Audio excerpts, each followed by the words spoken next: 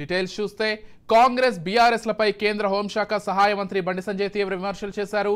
రాష్ట్రంలో మరోసారి అధికారంలోకి వచ్చేందుకు కుమార్తె కవిత లిక్కర్ కేసు నుంచి బయటపడేందుకు కేసీఆర్ ఫామ్ హౌస్లో యాగాలు చేస్తున్నారని విమర్శించారు.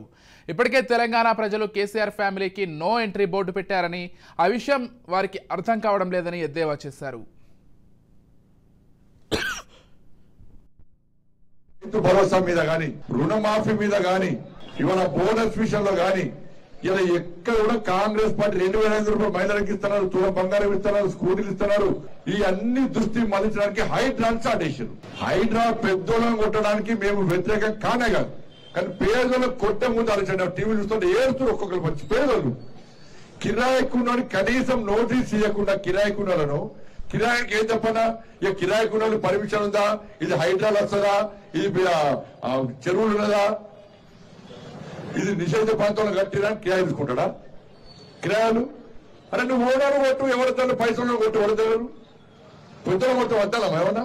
కిరాయికున్నోళ్ళు ఈ షాప్ లో సామాన్ ఉంటే అర్ధరాత్రి వచ్చి జేసీబీతో కొడుతుండే నేను ఏడుతున్నాను. నిన్న పెట్రోల్ బతుకున్నారు. నిన్న కిరాయి ఏం పాపం చేసిన కిరాయి ఏడుస్తాడు, ఇల్లు చేస్తాడు. నువ్వు చెప్పవుతారు ఖాళీ చేయమని చెప్పు, ఖాళీ చేస్తారు. ఖాళీ చేసుకునే అవకాశం వాడు పొట్ట కూటి కోసం వ్యాపారం చేసుకుంటే అర్ధరాత్రి వచ్చి కిరాయాలను ఇలా జేసీబీలో కొడితే ఇదెక్కడ హైడ్రా? హైడ్రా మీద మంచి విశ్వాసం పోతుంది ఇలా.